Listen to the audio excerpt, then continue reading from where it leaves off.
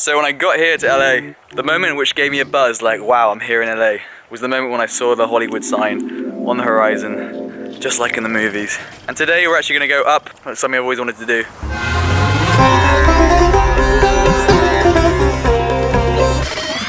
LA is such a massive city and it's so spread out that the best way to get around is Uber. Public transport's not so good, but Uber is very good.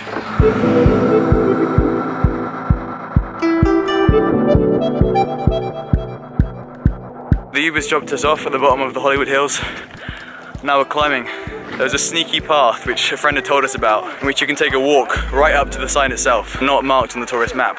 We tried to do it, but some old farmer got angry at us, so scrap that. We're back on the tourist route. So when I was at school, we studied the American West, and we talk about how like the pioneers would come across the plains hundreds of years ago. It wouldn't have looked too different to this, except there wasn't a path, and they weren't tourists. This terrain is rough. It's amazing. People would have spent years just crossing this stuff with their trailers until they finally saw the sea. It's a 7-mile walk curving around the hills. We can spot some cheeky tourists here taking a little shortcut up the cliff. So maybe we'll try and follow them. There's the path we're meant to take. Here's a little shortcut. We just gotta hope the fence at the top has an opening. This is steep. My red shoes are now turning grey. Made it. Come on, man. Don't leave me hanging. Thanks, guys. Good idea. In LA, you can't drink the tap water. Like, water's so precious here because they're in a constant drought. But because of that, I'm drinking barely any water. Hang on in there, mate. Hang on in there. I thought there'd be tourism vans and stuff selling ice creams and water, but not anything to be seen. Just the man on the road. Now, we come to cross the hill to see the other side. The only landmark we can see from up here is the iconic IKEA big blue block. The Hollywood sign used to say Hollywood Land. It was originally an advert for a housing estate. It came run down, the letters collapsed, vandalized, and eventually they rebuilt it. And now it's the Hollywood sign that we know and love. They made it great again. They made it great again.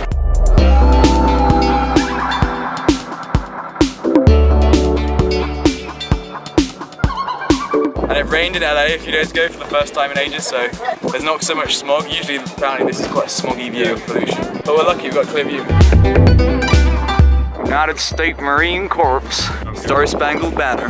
That's what you expected? It was even better, even though I'm about to die of thirst. See the skyscrapers over there? Apparently they're all flat topped because if there's ever a natural disaster, all the rich people can escape.